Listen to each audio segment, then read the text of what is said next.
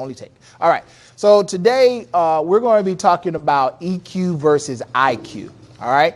And so anybody here heard of IQ? Tell me what IQ is. Anybody here know what IQ is? Your level of intelligence? Your level of intelligence. So basically, it's intelligent quotient. Basically, that's how smart you are. So people give you what is called an IQ test. And they basically say your score is whatever. And that basically says how smart you are. But there is something else called an EQ. Anybody here heard of an EQ? Okay. So basically what an EQ is, it is an emotional quotient. Okay. And so basically when we're talking about emotional quotients, we're talking about how you basically relate yourself as a person. So basically EQ is not an iPhone app. It's not an equation in mathematics. It is not the equator in geography.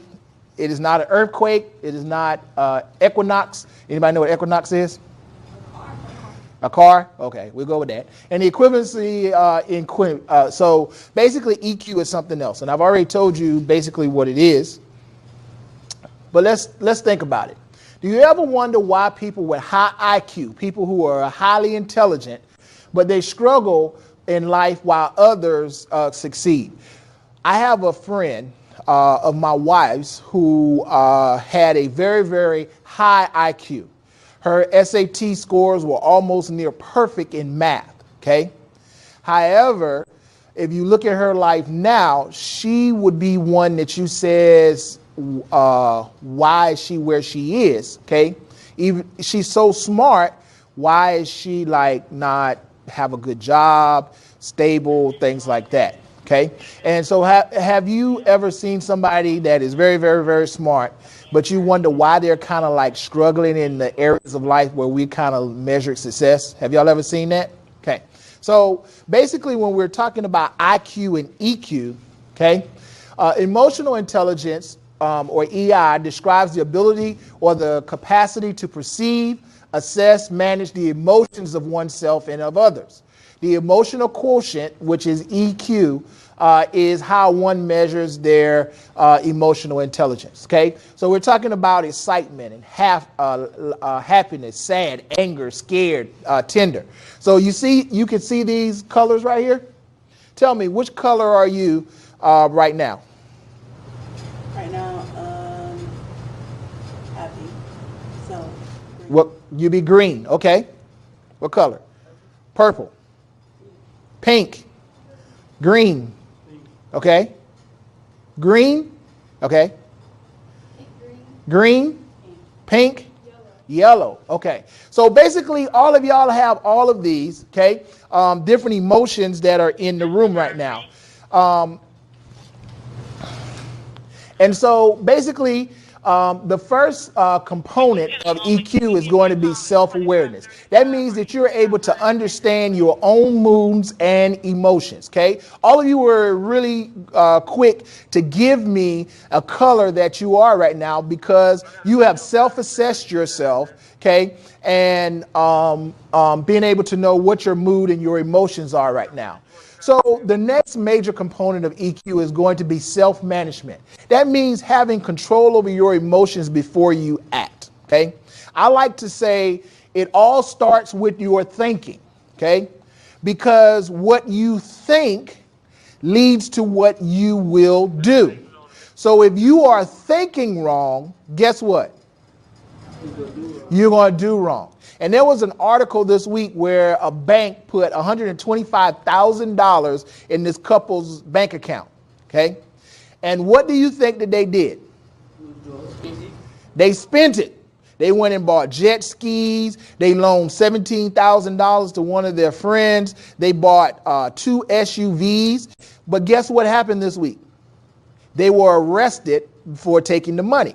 Okay. Was that wrong? Okay. See, your thinking leads to what you will do. If the bank put $125,000 in my bank account, what do you think I would do?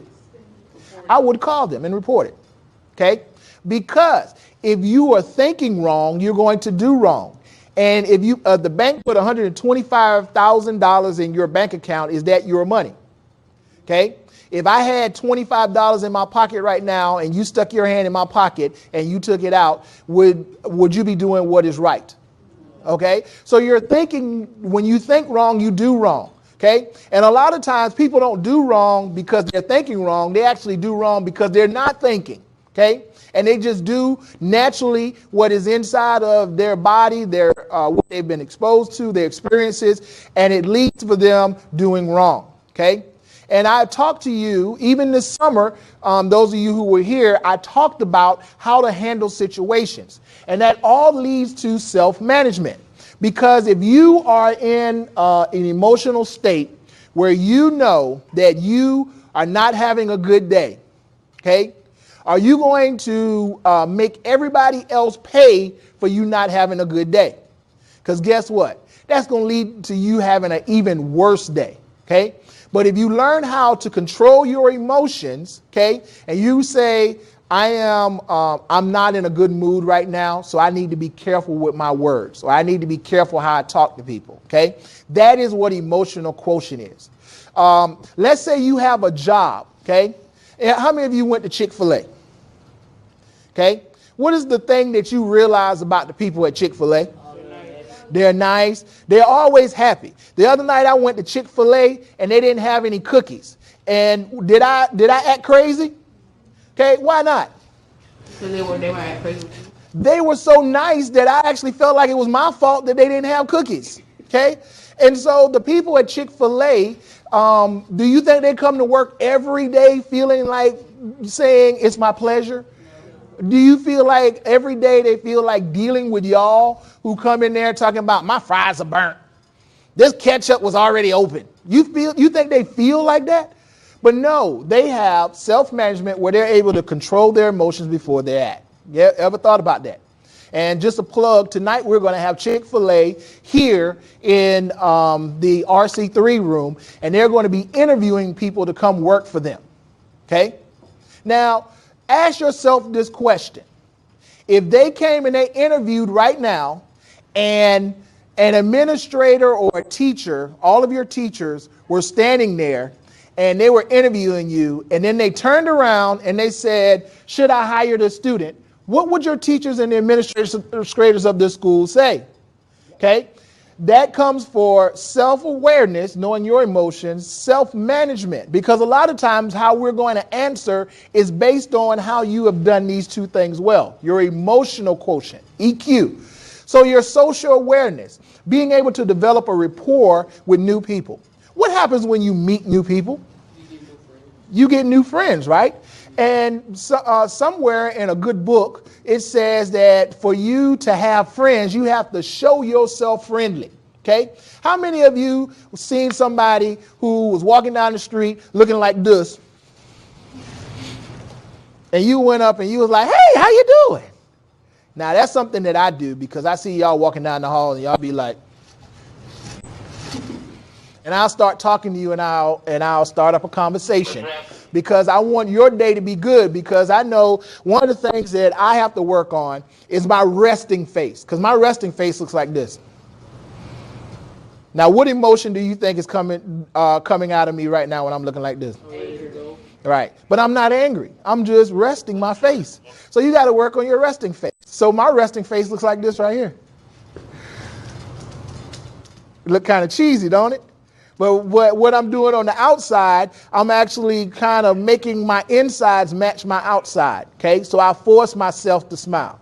Before, I have conversations with students all the time, and I say, you're not smiling. You're not looking me eye to eye, because not looking an adult eye to eye basically means you're doing what? You're not paying attention. You're kind of being disrespectful. You're working on your brain and thinking of doing wrong. Okay. So basically, your social awareness. How do you act with new people? How do you act with people? Let's say I take y'all on a field trip to Washington, D.C. Okay. And we get to meet James Clyburn. How many of you know who James Clyburn is? Government students. Who is James Clyburn? James Clyburn, isn't he like a senator? Okay, he is a representative. He is a U.S. representative, okay? And so if you were to meet James Clyburn, who could do a lot of things for you as a government magnet student, okay, how are you going to treat him? How would he act if when he came, you were like, and he was like, well, how you doing? I'm fine. How do you think he would receive you? Okay. Or if James Clyburn was talking and you had your phone and you were like, hold on a second, sir, I got to text my mom. Okay. Or if you were going in and James Clyburn seeing you and security is chasing you because they say don't go down the red hallway and you're in the red hallway doing this. Okay. And now security is chasing you. How is James Clyburn going to receive you? Okay. So social awareness and relationship management. Understand how others' emotions and treat them the way you wish to be treated. So that means if somebody's being mean, you treat them mean, right? No. If somebody is being mean, you have to be in a mindset that you know how to handle that situation. Okay? You know how to diffuse situations. Y'all know what the diffuse of the situation means? Take control of the situation. Right. You take control of the situation, which means sometimes you're going to have to walk away. Every day, that man, y'all know who that man is in the first thing in the morning who'll be making those announcements? Y'all know who that is? And what does he say every day? If you have a problem in this school, what should you do? Report it to an adult. Okay? That goes back to having emotional intelligence to be able to self-manage, okay, and be socially aware. Because if you come to this school and you're fighting everybody, does that mean that you have a high emotional quotient? I have a friend who has a family member who went to work and was having a bad day, and his boss came to him and was, saying some things to him, and he punched his boss in the face. That's a lawsuit.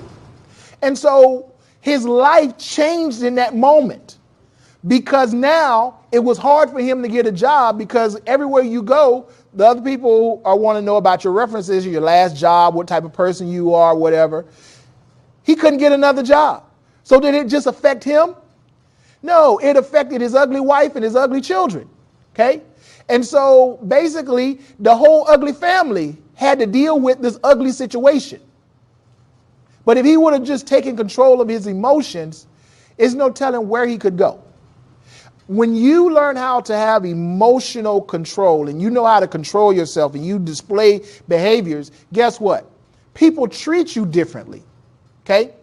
If Miss Williams see you come down the hall every day with your ID on, every day you say, good morning, Miss Williams, how are you doing? You see paper on the floor by Ms. Williams' desk office, and you be like, Ms. Williams, excuse me, let me get this paper. I don't want your office to look junky. Okay? You say, Ms. Williams, how are you doing today? You look like you're not in your regular happy self. That shows, you have the ability to have compassion and care about others. Okay?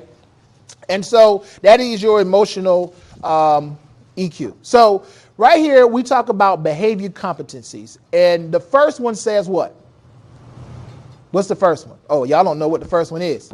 It is self-awareness, okay? And so basically that means that you have the ability to be self-aware, okay, which involves one's emotion, personal goals, and your values, okay? The second one is self-management, okay? So in self-management domain, it requires the skills and the attitudes to facilitate the ability to regulate your emotions and your behaviors. Yes. What's that 3 for? Okay. And then, my second one, your third one.